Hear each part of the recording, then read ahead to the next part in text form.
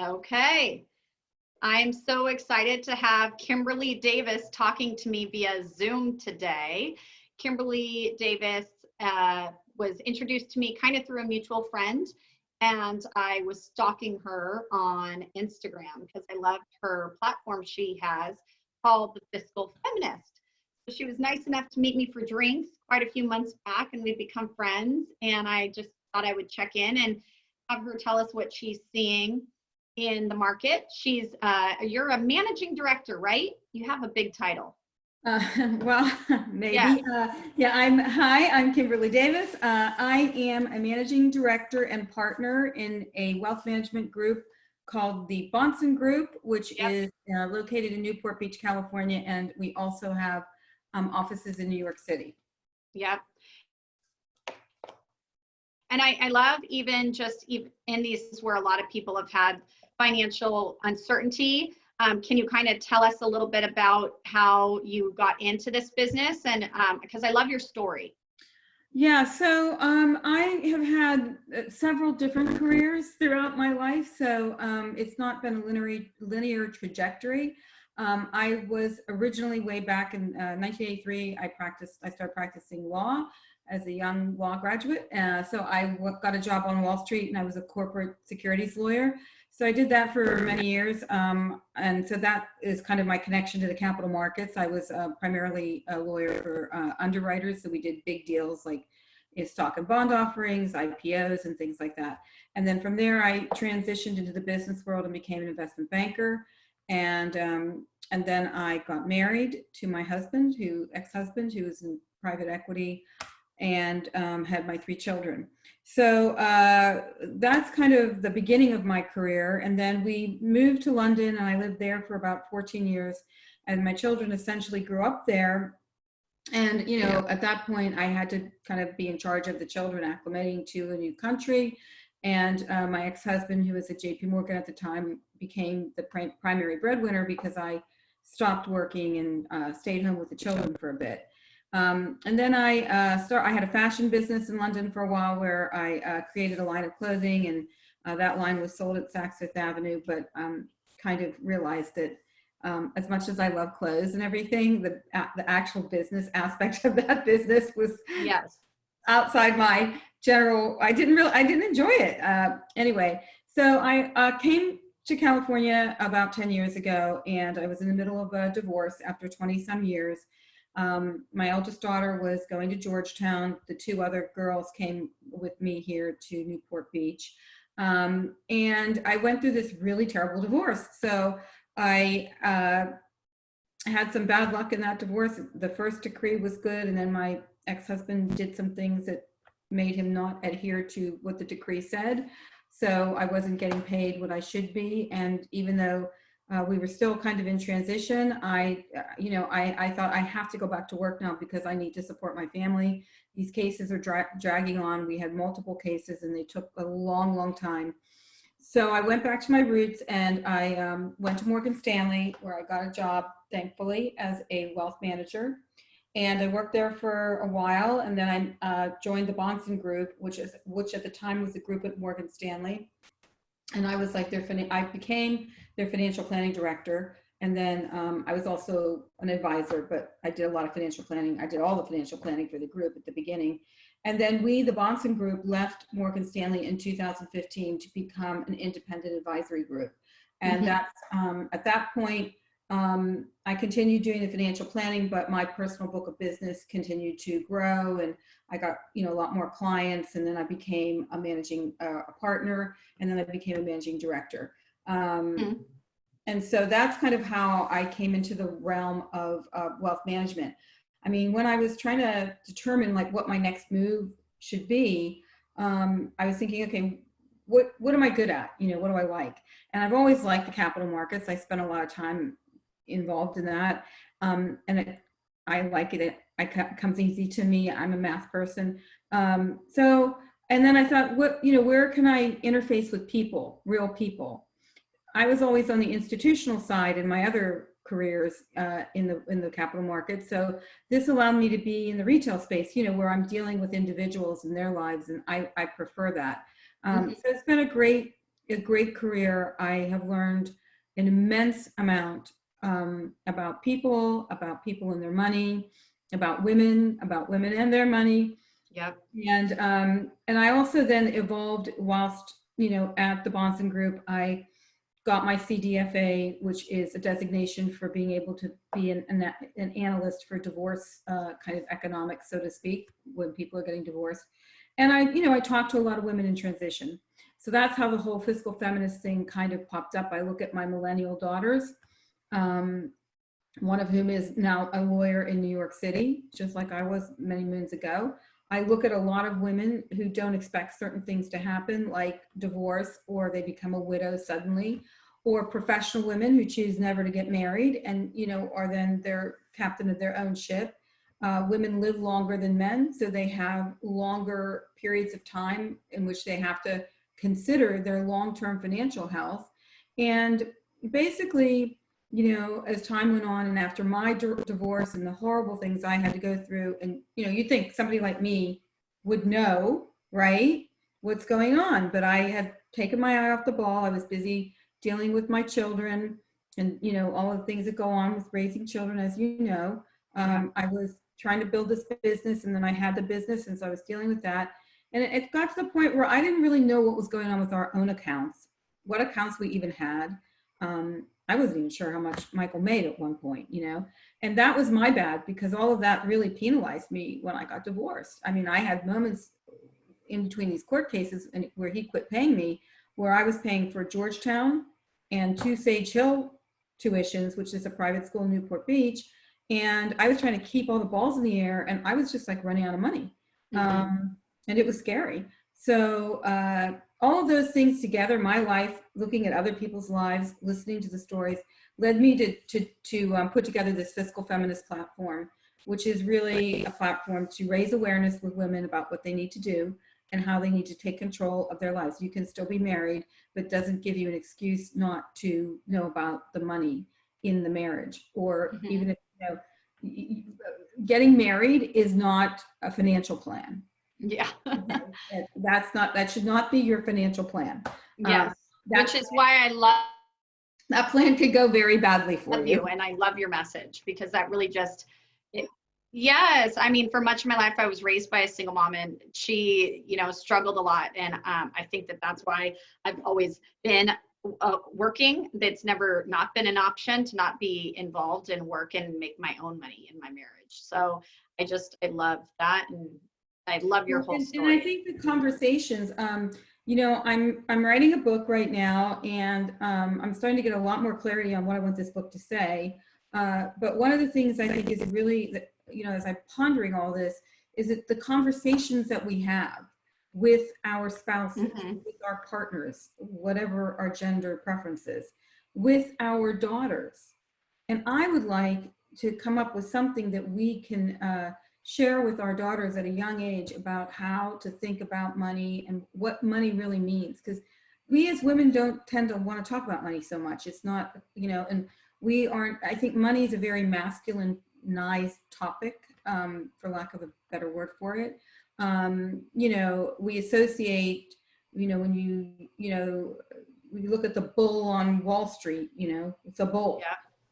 You hear people talking, and I know in my job, people talk about, killing it, and there's sports analogies. So it's a very male dominated topic that women have kind of stepped aside from or been left out of, because the historical narrative is never to really include us in that, because, in the 70s, we still weren't able to get a credit card on our own.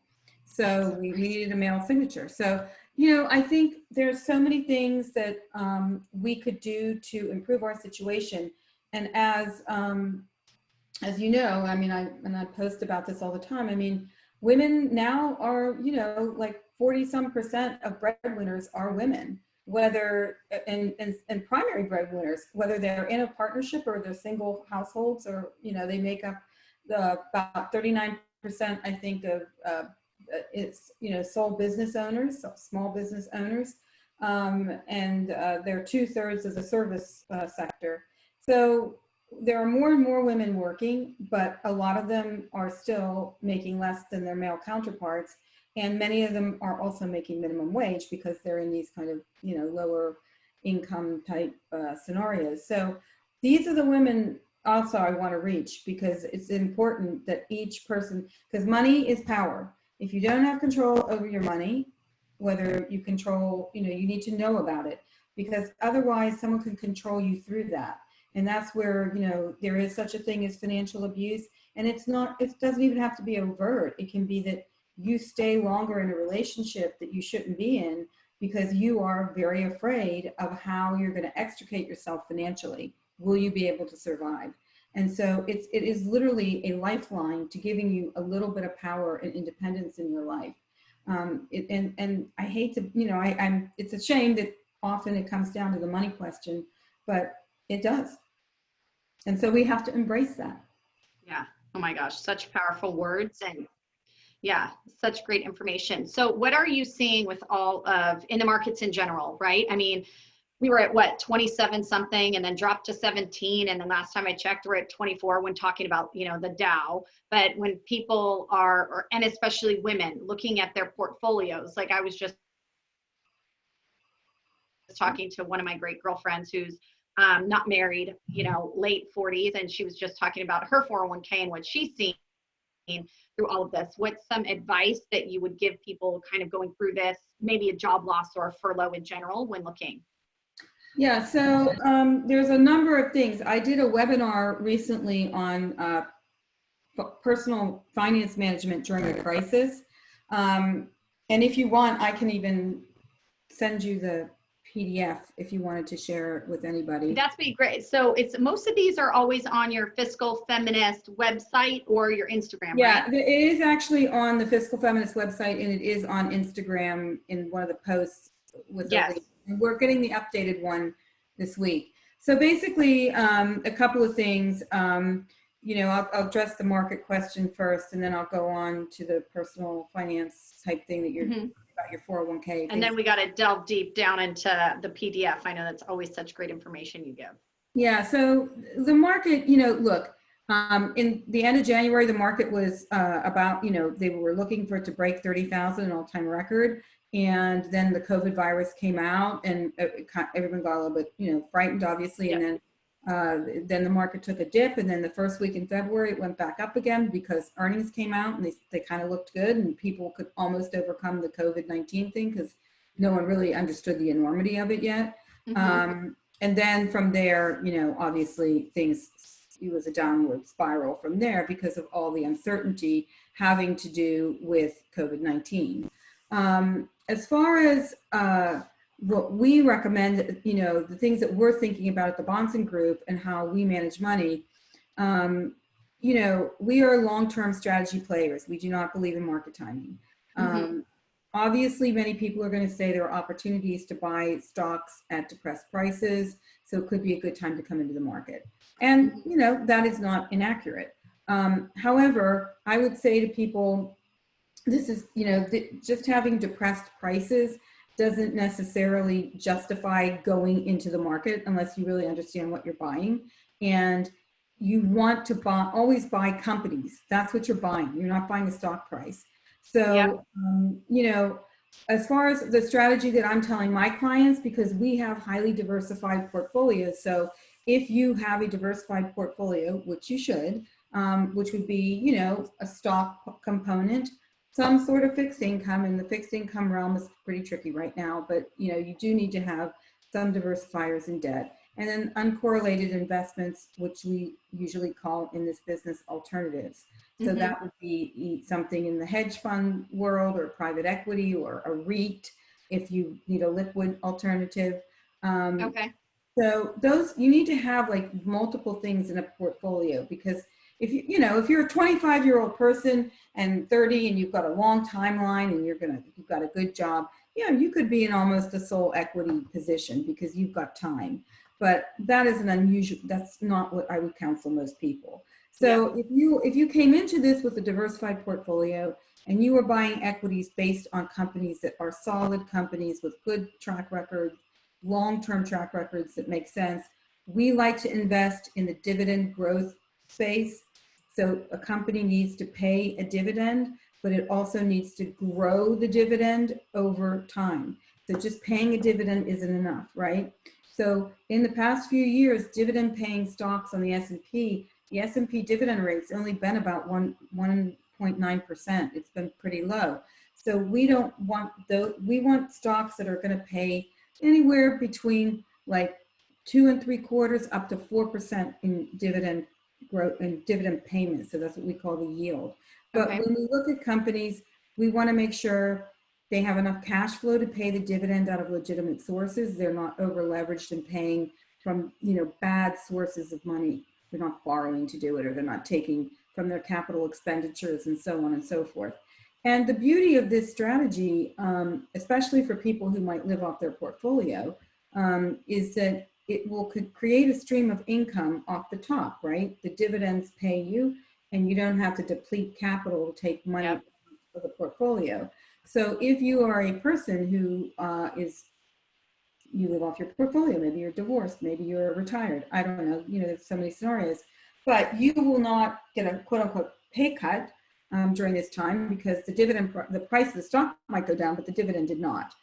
So that's the beauty of this kind of thing. Yeah. If you're not living off your dividend money, then the dividends are getting reinvested, and that's being reinvested at depressed prices, because the prices have gone down. So the reinvestment rate is going to be, you're going to get way more than you were before. And when the market goes up, which it will, you'll have a more of an exponential outsized gain.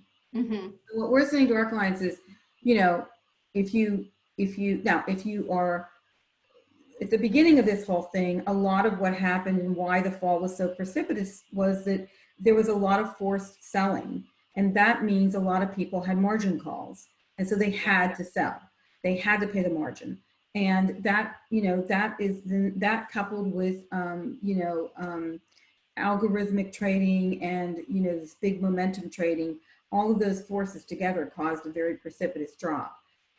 So that's kind of over. I think people have now paid off their margin calls and all that stuff. So now that bit's done. A little bit more normalized. Yeah. And I think, people are, a lot of what is going on in the market, they've already priced in all the bad news. Like everyone knows unemployment's going to go up or continue to go up for a little while until we get back to work again. So there's a couple of theories out there about how the recovery is going to occur. Some people say it's going to be a V shape, which means in Q3, everything's going to be good. And there's going to be this accelerated, normalcy, and everybody's going to go back to normal. And there's going to be a lot of activity. And so you're going to see a precipitous move upward. I think we fall more into the maybe fourth quarter of the year, seeing a lot more recovery. First quarter, more of a U shape. And some people say there's going to be an L shape, which means it's just going to be a prolonged recession. We're not in that camp. You're in the camp of the U, so yep. Like you might have recessionary outlook in the first 2 quarters of 2021, but I think generally by the fourth quarter, we're going to see, some improvement. Yes, GDP is going to be lower than it has been, but that's inescapable. And I think the market at least has kind of contemplated that. There's been a lot of fiscal policy, and there's been a lot of Fed intervention. And a lot of the stuff that the Fed does, we don't really understand or see as normal human beings in the world, but they have put in more liquidity into this economy than ever before in the history of the world. So, I think that, if you can stay the course in your strategy, if it was a solid strategy before this, and you were investing in companies that, were good, solid companies, and it will be a solid strategy. So we would say, don't liquidate and go to cash. That's what, fear is not a good place to make decisions from, and you will miss the uptick, and then it will be a permanent capital loss. It won't just be a paper loss. If you see your prices go down one day and the next day they go up, I mean, that day it was down, it's all on paper, it's all theoretical unless you sell. So if someone comes to me and says, hey, I have no money and I have no liquidity and I'm not working and I need money to live, well, then that's a different conversation. We need to pick and choose what we're going to sell to make sure that this person has liquidity so that they can get through the next few months. So, that's kind of it. You know, like we would never recommend that people start going in. Someone called me the other day who's not my client, said, you know, I'm thinking about investing in this stock, and it's like a kind of a new company, and because the stock price was $3.50, and he said, yeah, well, if you know, it was like 150 a year ago, and I'm like, okay, well, there's a lot of stuff that we need to unpack to understand this, but my recommendation is this: just because it's $3.50, it probably is worth $3.50. You don't know who their competitors are. You don't know, you know, like how they've been affected by this, because, you know, all these companies are having a hard time. We have to see their Q2 balance sheets, you know, and they're not going to be good. So you know, if you have a financial advisor, obviously you should talk to that person and have a clear conversation with them about the different things.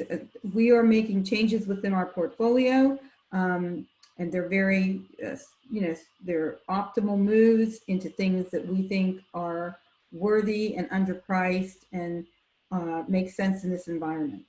But, you know, nothing like trying to go in and out of the market, you know, every other day to catch a win. So that's kind of the market side. Is there anything that I failed to address, or you'd like to me to? No, I love it all. So, now on the personal side, I want to say to people, and one of the things I think that the PDF is good at is that, you know, it really goes through all the fiscal thing, all the policies that have come out and what people are entitled to.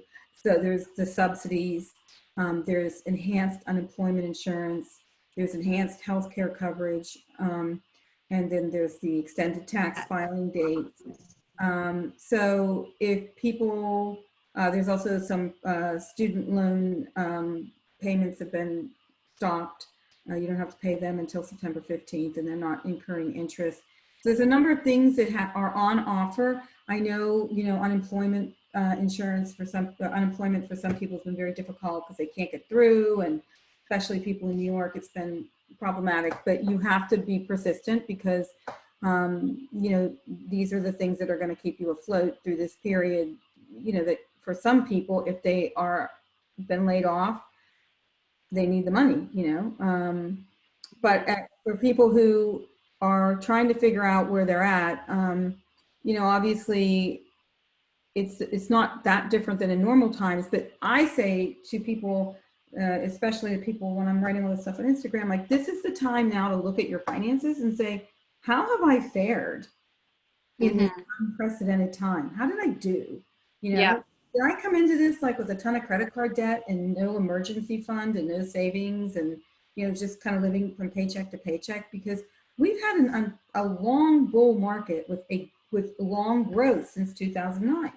And I think people like don't remember, because, you know, we get comfortable, but things happen out of the blue. And that is why, if you didn't have an emergency fund and you have a ton of credit card debt, then you need to re-examine your strategy, because, you know, these things happen, and they happen maybe infrequently, but they do happen. But if you do have credit card debt right now, you know, a lot of the companies are giving people breaks. They're giving them not forgiveness, but delay in payment.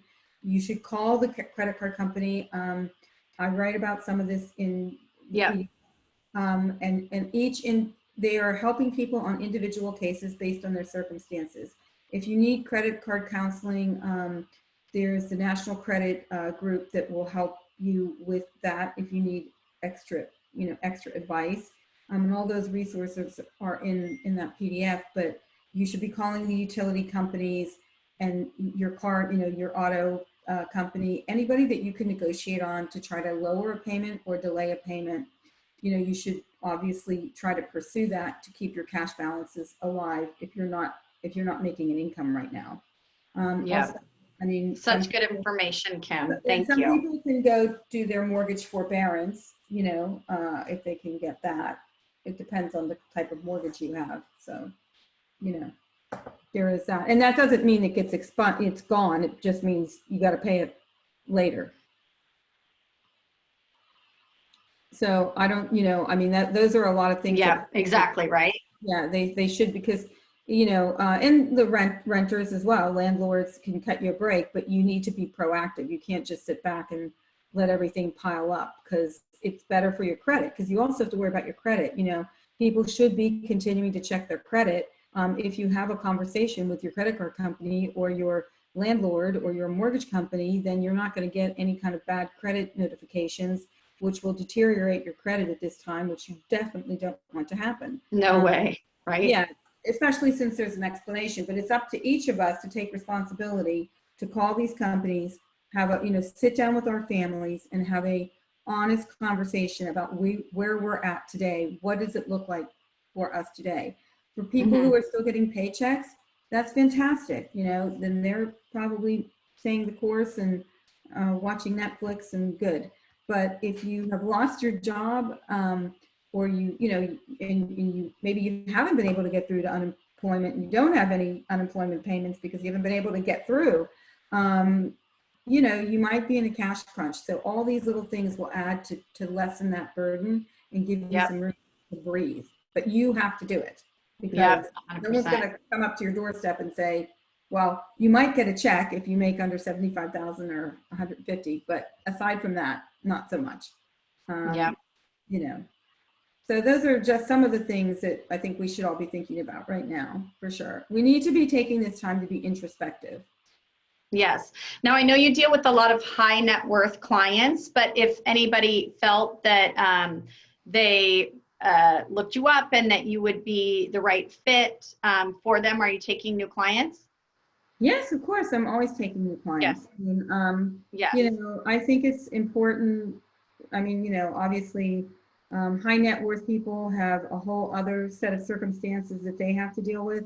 You know, I do a lot of work with high net worth and ultra high net worth, and that involves tax planning, estate planning, and that's one thing. And then I do a lot of work with, you know, mere mortals that, you know, have a good, you know, they have some money, they're trying to make more money. Yes, like moms, right? Yeah, exactly. People getting divorced, trying to progress, trying to rebuild their lives. Yeah, and I mean, that's why I really started the Fiscal Feminist. I mean, it's not a mechanism particularly for me to find high net worth individuals. I can just do that through my referral business that I already have at the Bahnsen Group. It was really meant for me to help people who need help. Yeah, Newport.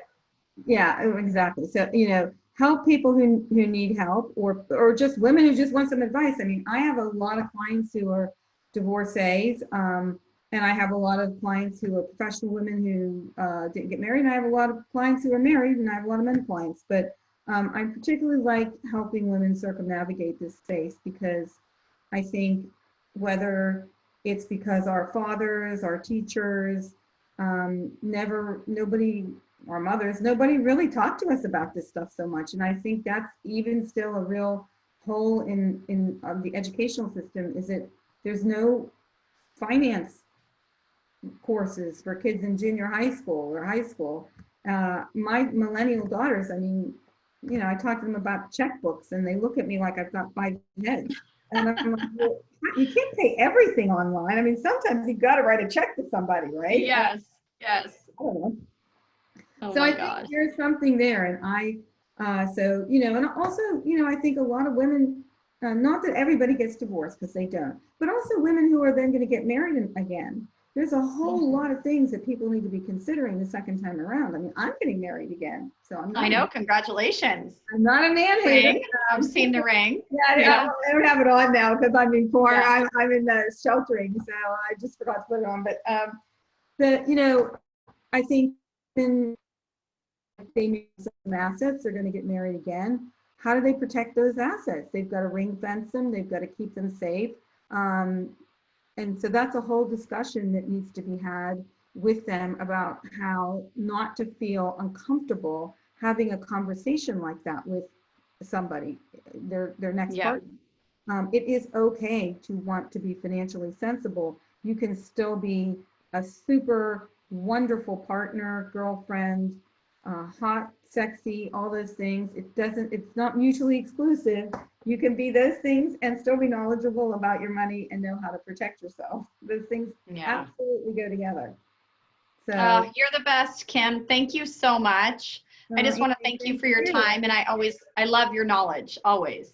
Well, I love talking to you, and I love you know, you have all these great, I watch your posts and, you know, you have a thriving business. I mean, you know, just to turn it around on you, what are you thinking right now? How are things going in the real estate market, and what do you think is going to happen in the real estate market? Because I, Yeah. as I've been, you know, it took me a long time, it took me 10 years to get through my divorce. I can't even Yeah. believe it. So I was about to think about buying a house now. And Yeah. now I'm like, you know, so Oh, I mean, I want to I have know. seen, yeah, so I have seen some incredible deals go across. So when this all first happened, we definitely had some knee-jerk reactions. A lot of people canceled escrows that we were involved in because they saw that drop in their portfolios and, you know, were Yeah. pretty panicked. In the weeks following, we we had some buyers put together some pretty amazing deals that I think that down the line, anybody is going to say, how did you get that house for that price? That was because that seller needed to sell that house and was also nervous about their situation.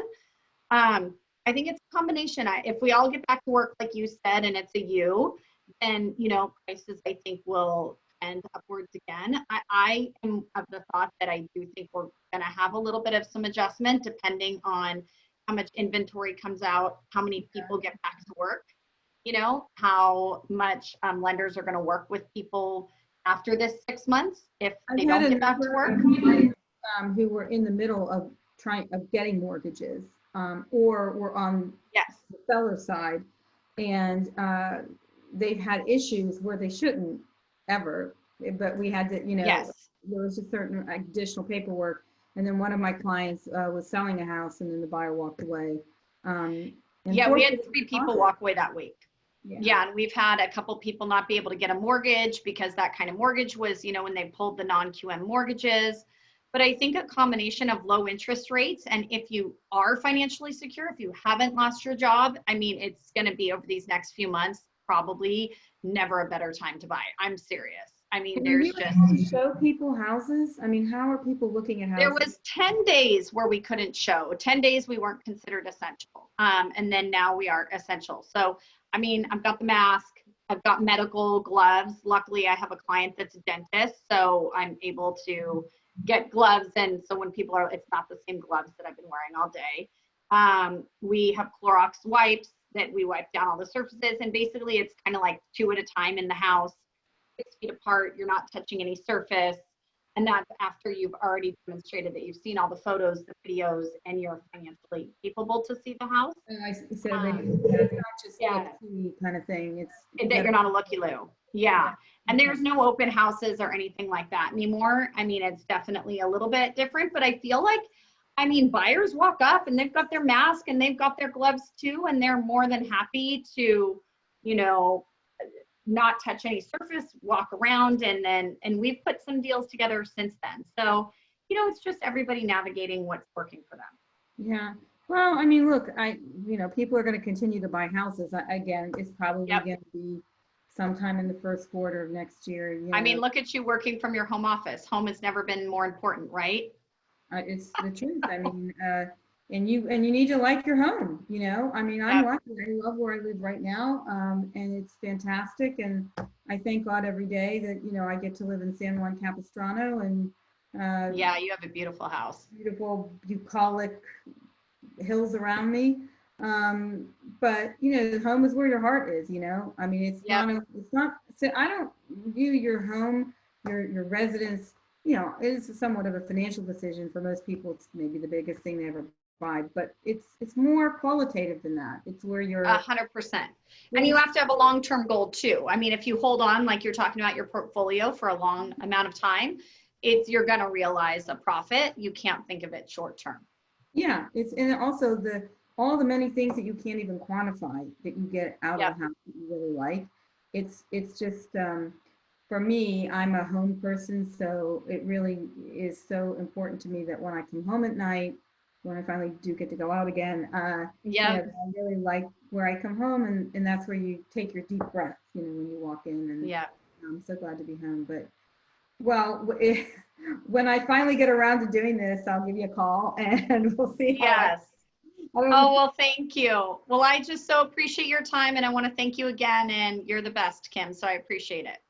Thank you for your knowledge as always and supporting women. Thank you for having me talk to you and letting me talk to you, ask you a few questions. And we have to do this again. As soon as we're in the next. I know, I love it. Over drinks next time. Yeah, we'll do a cocktail one. Okay, good. Sounds good. Bye. Take care. Bye. Talk soon. Thank you. Bye. Bye. Bye.